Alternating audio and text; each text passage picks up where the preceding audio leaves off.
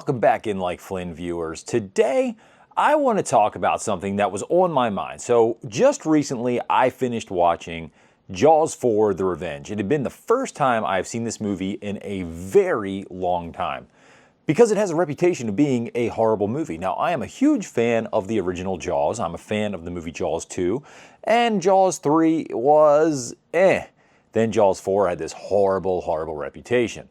So you could say I'm a fan of the Jaws franchise, specifically parts 1 and 2, which, again, for the 50th anniversary, I just rewatched. They are all Netflix right now.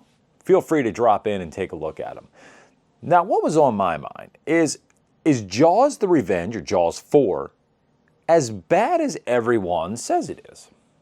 And so that got me thinking, because this was the first time I'd seen this movie in a really, really long time.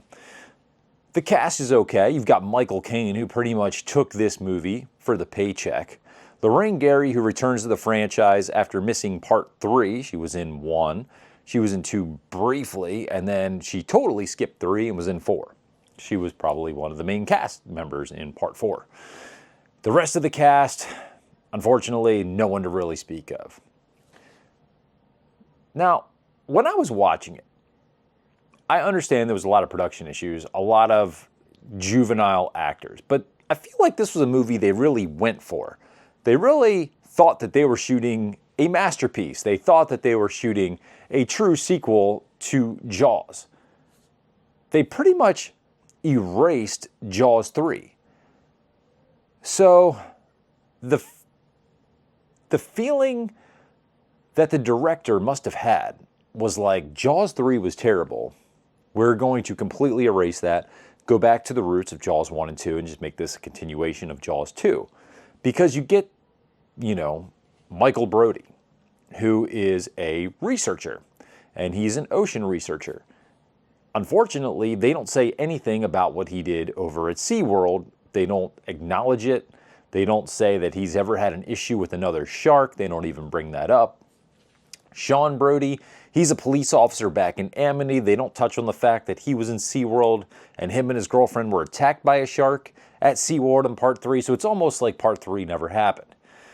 So this movie starts out, there's going to be spoilers, right? Because this movie is so old that if you haven't seen it by now and you're watching this video, you've probably seen the movie.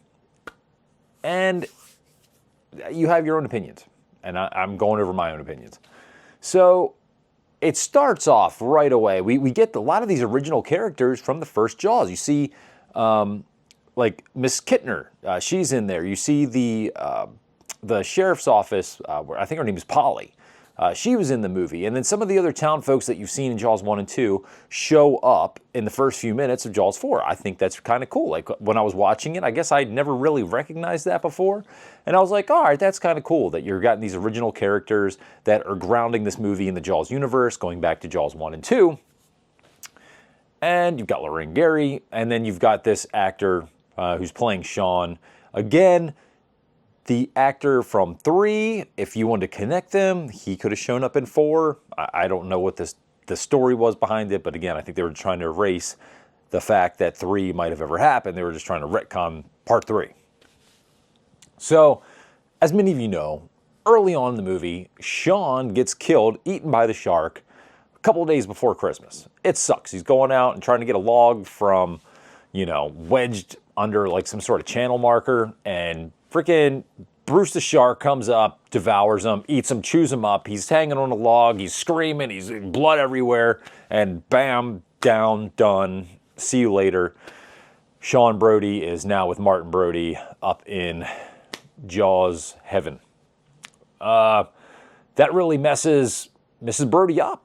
She's like, man, the shark was after him. And then there's this whole story about how the shark really killed Martin. The fear of the shark killed Martin. Well, that's kind of silly, right? Because yes, you live on an island. You didn't have to live on an island. Really, after the events of the first 2, I probably would have moved away from Amity. I mean, you got fired from your job. The people of the town, really don't care for you that much. They're treating you like a piece of garbage. They don't believe you when there is a shark and there's shark attacks. So I probably would have moved on after part 2. And then, really, if you're Michael and Sean Brody, after part 3, assuming it happened, you probably wouldn't want to go back in the water ever again. I mean, you were attacked in part 1, you were attacked in part 2, you were attacked in part 3, and then part 4.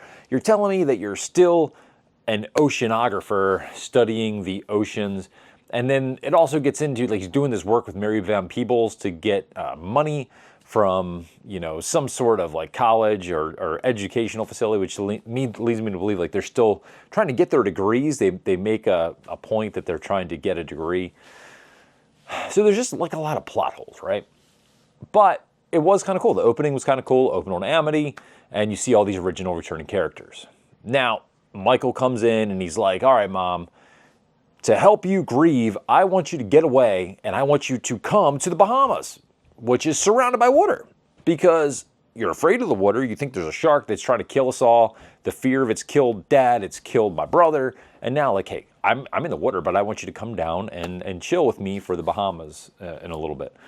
For a couple days, for the holidays, come down and enjoy the Bahamas. Well, she does. She's an emotional wreck. She meets Michael Caine.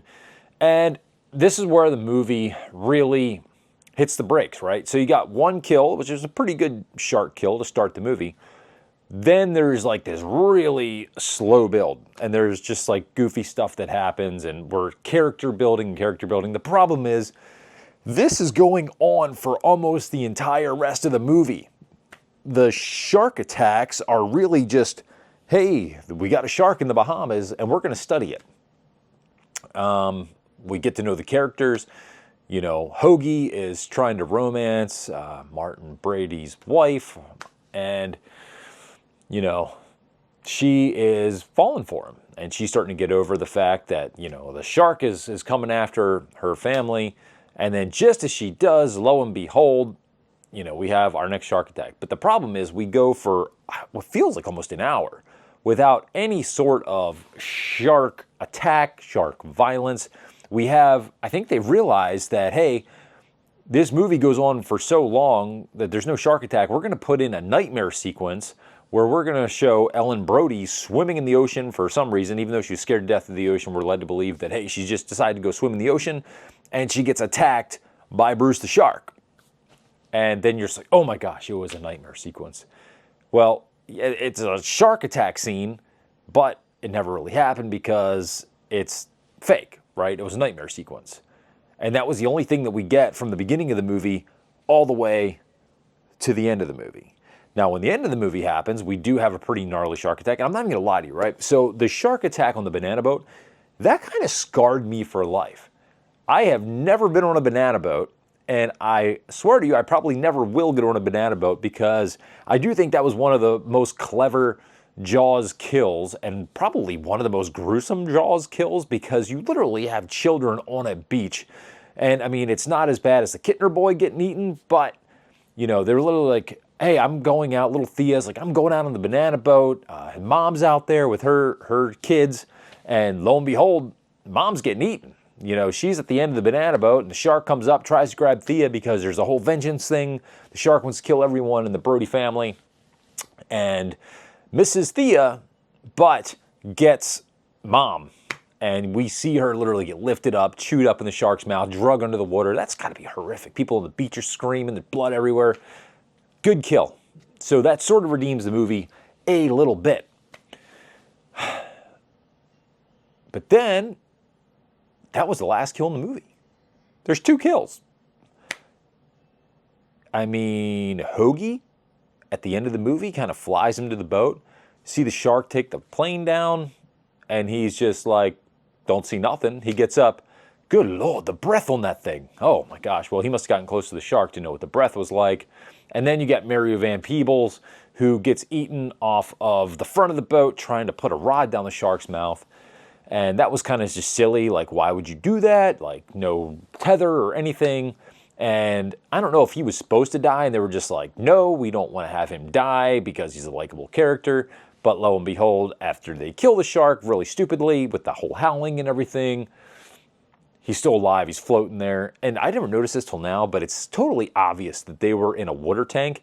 If you take a look at the end of the movie when they're sitting there floating and he's going after, not Hoagie, the Mary Van Peebles character, Jake, you could totally tell that they're in a water tank, which that kind of sucks.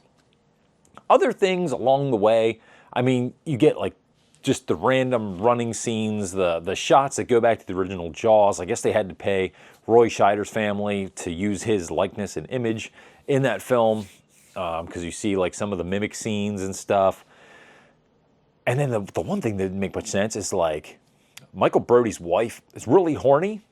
For some reason, they keep making like really awkward like references to their sex life and talking about like good sex. And there must have been like 4 references to sex, and they had sex twice in the movie.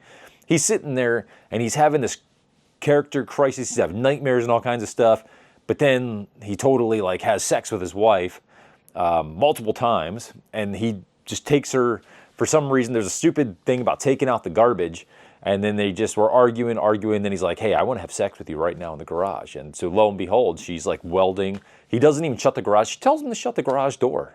He doesn't do it. He's like so horny that he doesn't go and shut the garage door. So they're just having sex in the Bahamas with the door wide open, with a little girl running around, grandma running around. Who knows who might have walked in on them having sex in the garage, but they were horny. I mean, the scene made 0 sense to me. It was just scenes like that made the movie kind of stupid. But there were good scenes in there, and I was entertained. So, in a nutshell, right, it's kind of weird. I'm going to go out and say that I probably like Jaws the Revenge more than Jaws 3D. Dennis Quaid was in Jaws 3D. There was more kills in Jaws 3D. But I gotta say, like, in terms of what the filmmaker was trying to accomplish and like really going for it, I think I like Jaws the Revenge better than Jaws 3. I might lose all credibility, but as I watched all 4 of them, I think I would rank them in order. I think I would go Jaws 1, Jaws 2, Jaws the Revenge, and then Jaws 3D. Because there were so many issues with Jaws 3D. You know, Dennis Quaid like all coked up and all kinds of silly stuff going on. Yeah, I don't know if it's just me, but that's my take. And you know what? It's my channel and my opinion. So take it or leave it. But thanks for watching, folks. I don't know. Let me know what you think about Jaws the Revenge down in the comments. I mean, happy 50th anniversary to the original Jaws. But, yeah, I don't know. I really liked, I mean, I didn't really like it, Jaws the Revenge, but I liked it more than 3. What can I say? All right, until next time, everyone, peace out. Go watch Jaws 1, 2, and if you want 2, 3, or 4, they're on Netflix. Peace out, everyone. Aloha.